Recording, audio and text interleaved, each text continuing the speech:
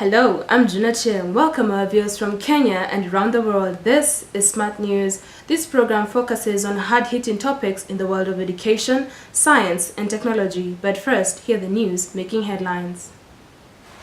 The minister who electrified the royal wedding with his prayerful sermon on love and equality led a march to protest against Donald Trump's America's First agenda. Bishop Michael Carey, the most senior figure in the American Episcopal Church, told an audience at the National City Christian Church in Washington to love their neighbors. The declaration calls upon Christians to reject the growing attacks on immigrants and refugees who are being made into cultural and political targets. Hollywood actor Morgan Freeman has apologized to a group of women who have made allegations against him, saying it was never his intention to make anyone feel uneasy. 8 of the women who spoke to CNN said they were victims of harassment and inappropriate behavior.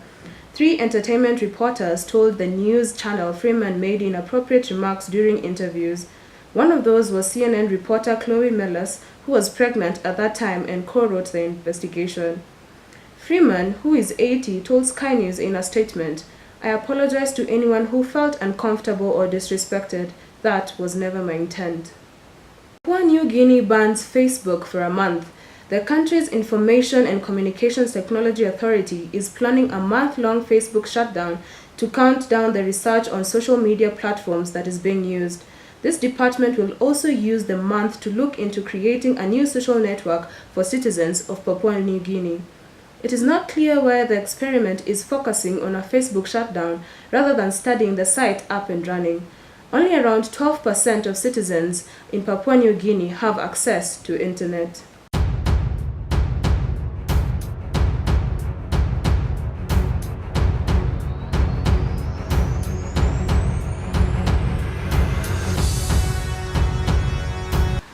On today's discussion, we'll be talking about matter, science, and technology, and more specifically, we'll be talking about contraceptives and why women have been left to shoulder this burden alone for quite some time.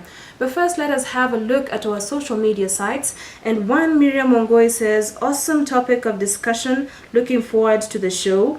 Well, thank you, Miriam. Remember, our social media sites are Facebook, Juna Cheng, Twitter at Ochieng June, and our SMS number is 44244. We now move on to a feature story by our very own Kevin Kagwanja.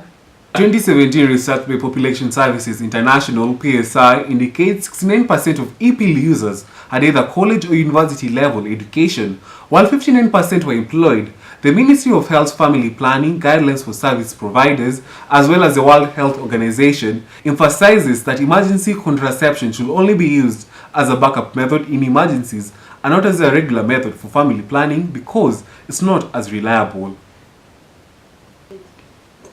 Cedric, a campus student, is not very much cognizant with the various methods of contraception but strongly supports the use of EPIL or the P2 among campus students. He says that the emergency pill has helped him and his partner avoid getting pregnant, which seems to be the greatest fear among campus students. The form of contraceptives that I use include the condoms, and my partner actually uses the morning pills, the P2.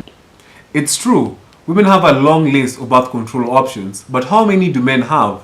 The majority of effective contraceptive methods place the burden on the woman, which makes little sense. We both understand that these things do have side effects, but then we can't just stop using them simply because of the side effects.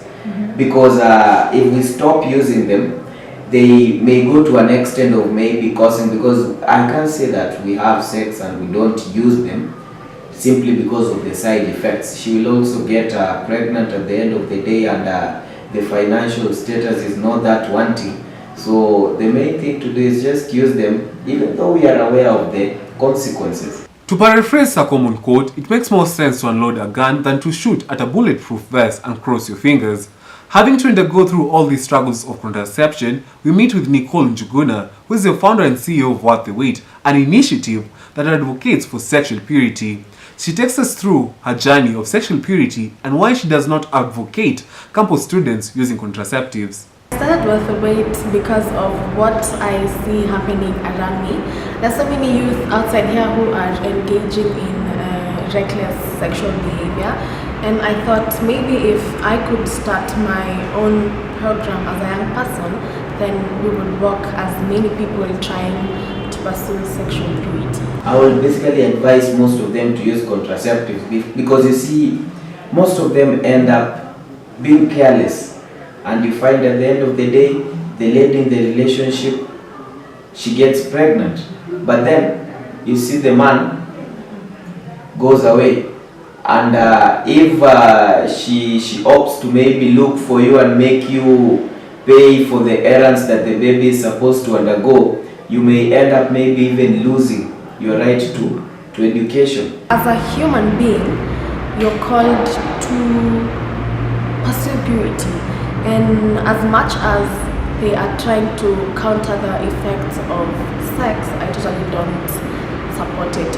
It provides an escape route because, well, they get to have their cake and eat it, but that's not how it should be. I do not support that at all. Some things happen and you can't avoid them because it's very hard, even for a man of the clock to avoid a lady simply because you are planning to abstain. So it's hard to abstain because a lot of clubbing happens in campus and a lot of dirty work, like I say, things that do not help you education-wise, you end up doing them. So those are the things that may be caused to you not abstaining. Well, of course, women are expected to manage contraceptives. Look at how many more options they have. This is largely because men are so terrified of getting a zit that they rather had their partner go through surgery to protect their fragile masculinity. Whether the men take up the challenge or contraception is still a matter of debate. Reporting for Smart News, I am Gonja Kevin. Thank you very much, Kevin, for that story. Kevin, if you can get me, why are women being burdened by contraception? I think some men have the chauvinistic tendencies that they think that only women should be the ones who carry this burden. And at times, most men actually think women are more advantageous or are placed at a better advantage over them as they have a wider variety of contraceptives. And at times, I think also women want to take on this challenge for their men. Do you foresee men rising up to the occasion so that they can help shoulder this weight? Yes, Kenya recently was selected for the research that is being done on a new type of male contraception. And I do believe Kenyan men are always trendy and they always want to know what's new and how it will benefit them. So I think most of them will be challenged to take up this action because vasectomy is not the only option when you want to have contraception. Well, thank you very much, Kevin. Thank you, Jude. Back to you in studio.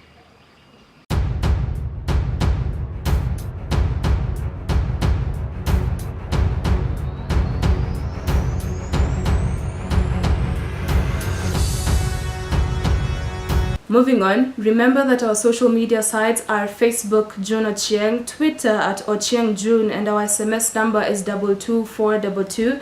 Some of your comments are streaming in, and one Brenda Nyongesa says, men have been on the back seat for far too long on this issue, and it's about time that they get on board.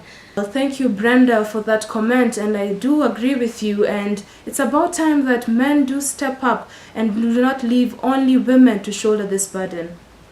We are now joined by a panel of experts and one Dr. Julius Ondigo, a gynecologist and obstetrician at the Homa Bay County Referral Hospital, to tell us more on this issue of contraception. Welcome, Dr. What are the long-term effects women might experience by using contraceptives?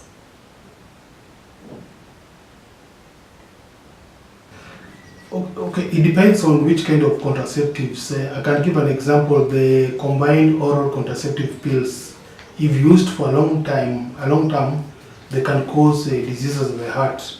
This one can include like blood clotting disorders. You can have what you call an emboli or a thrombus, which can form. You can get conditions like hypertension. You can get diabetes. It can also lead to blood clotting in your veins, small veins, which can lead to what we call varicose veins. Then also we have some contraceptive methods like the emergency contraceptive pill, the E-pill. If used frequently for a long time, in future it can lead to what we call cancer of the uterus. Then also you may find that some of these pills also, they can have an effect on the liver, they can cause an effect on the breast. Yeah, so normally those are some of the actually disadvantage of using pills, especially for a long method. And this one we are talking mainly of the hormonal methods, because the other methods which are barrier methods, they don't have some of these complications of the long-term effects which I've mentioned. What are the preferable methods of contraception?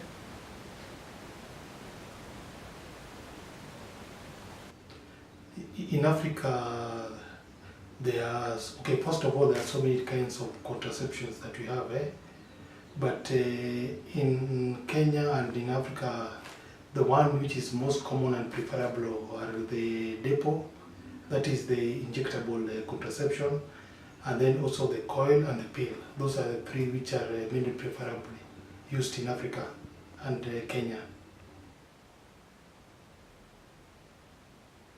Okay, thank you. We are also joined by Kevin Muller, who is a nurse at the Bliss Medical Center.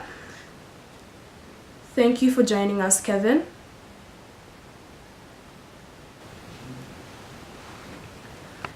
Most women who use contraceptive tend to complain and suffer from weight gain.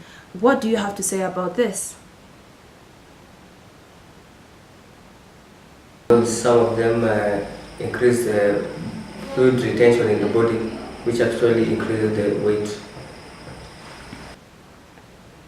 Do you think men will be receptive to the idea of using the male contraceptive pill if up to now they have not yet embraced using condoms?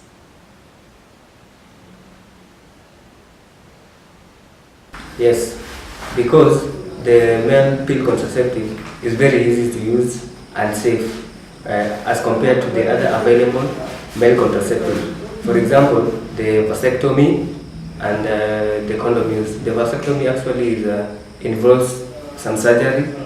The condom, maybe to some people they react to the latex or are uncomfortable using it, but the pill is just something that you pop in your mouth and just with water. Very simple.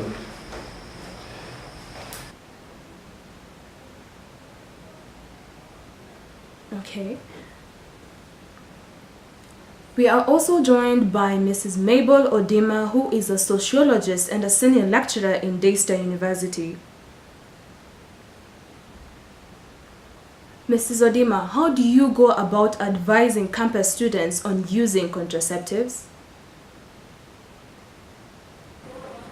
I would personalize and itemize the discussion by handling those who are sexually active, those who are proven to be sexually active. I'm telling you, in modern times, I would advise them to take precautions because, sometimes you get pregnant and you're not ready for it, and you get into intricate matters. The boy cannot help you, he's young, you're not ready for a pregnancy, you may end up aborting or getting into other things. Prevention is better than cure any day for campus students, especially ones who are sexually active. The inactive ones also need to know what to do when things happen. They're even the more dangerous group.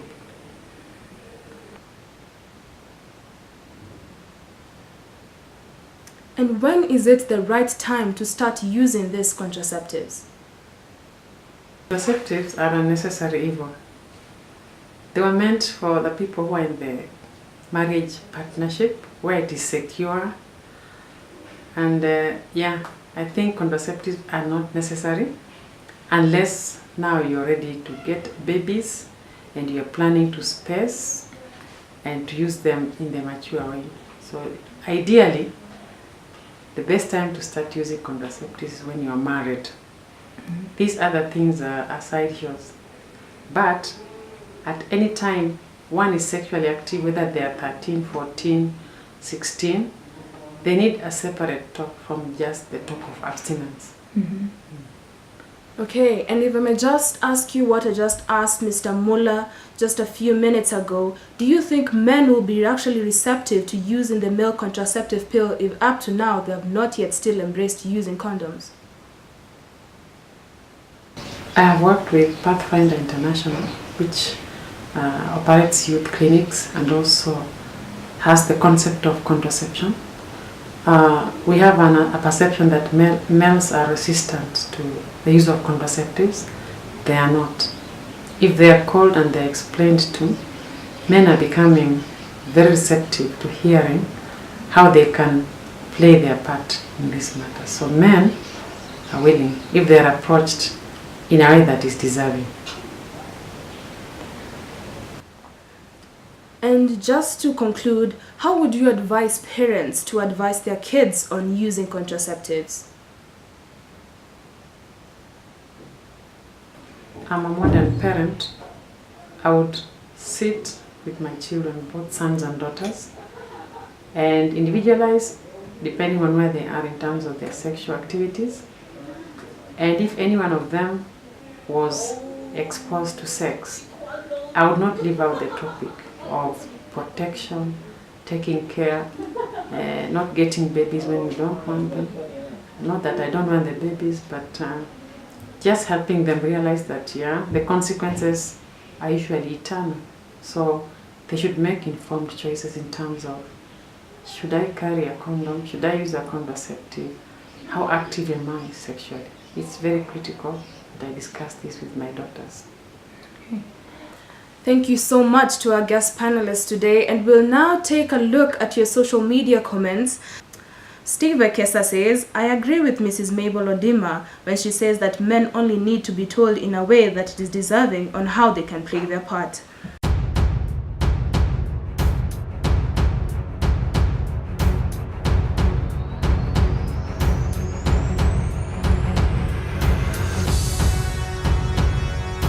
It is true that the most effective forms of birth control are designed only for women, but that does not mean men do not get actually to share this burden. I hope that the research that is being conducted on the male contraceptive pill pulls through so that they can actually get to share this weight. Thank you for joining us today. That is all the time we had for you. I have been your host, Juna Chiang.